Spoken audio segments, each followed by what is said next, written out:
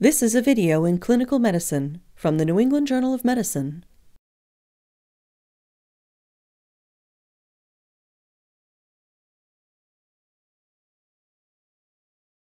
Thoracentesis is used diagnostically to establish the cause of a pleural effusion. It can also be performed to drain large effusions that lead to respiratory compromise. Limited data exist regarding the safety of thoracentesis in patients with coagulation abnormalities. The procedure is probably safe in patients with mild or moderate elevations of the prothrombin time or partial thromboplastin time.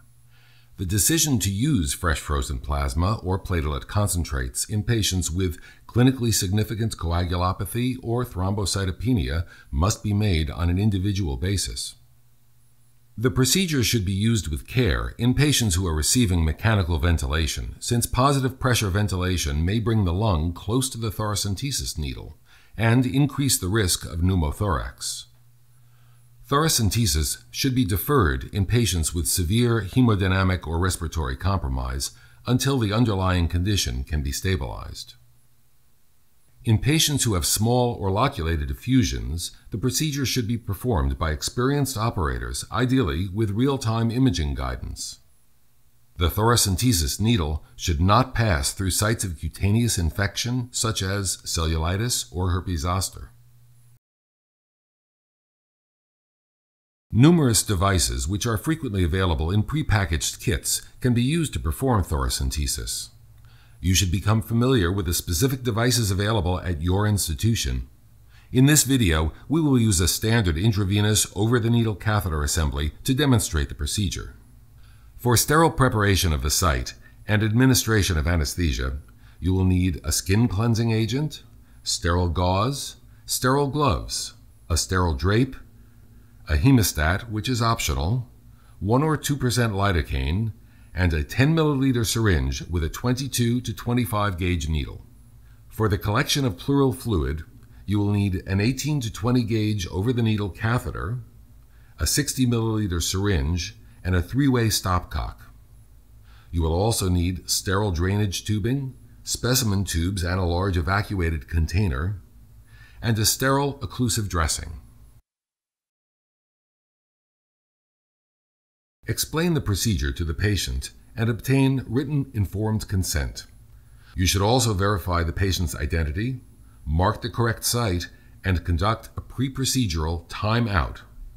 The timeout, which takes place immediately before the procedure is started, consists of confirmation by all members of the care team that the patient's identity, the procedure he or she is to undergo, and the site of the procedure are all correct.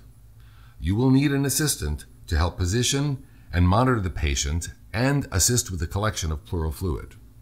Place the patient in a sitting position on the edge of the bed with his or her arms resting on a table.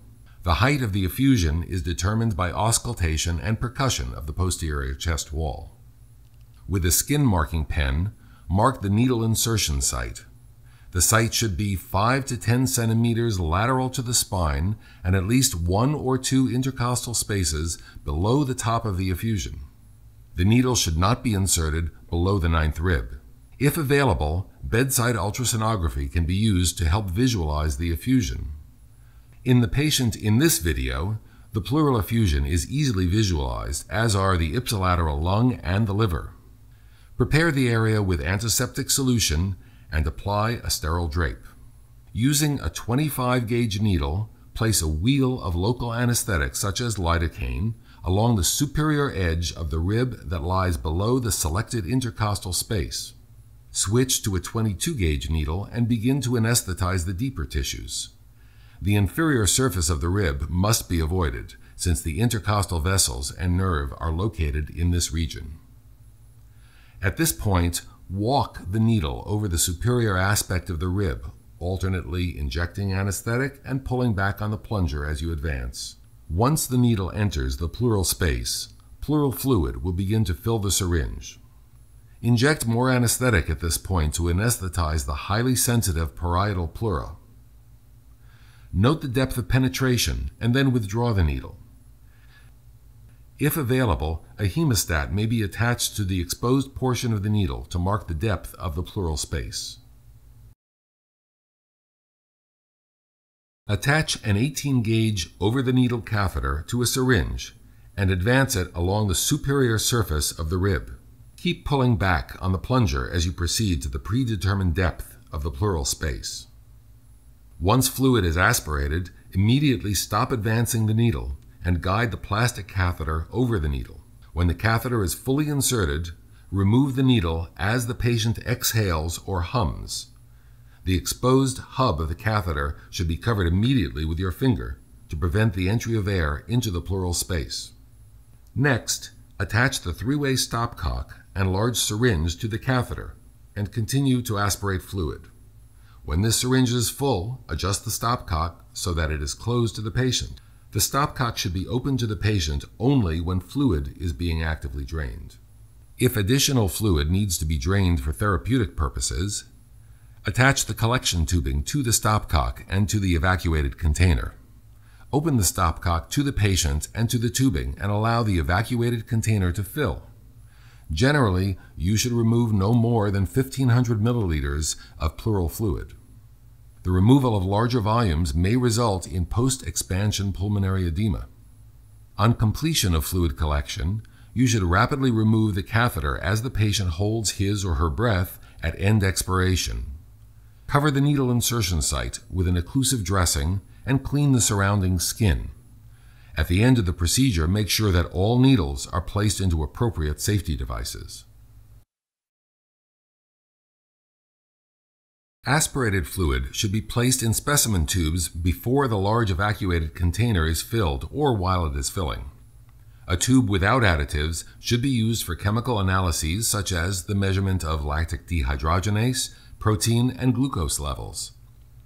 An EDTA-treated tube should be used for the cell count and differential count.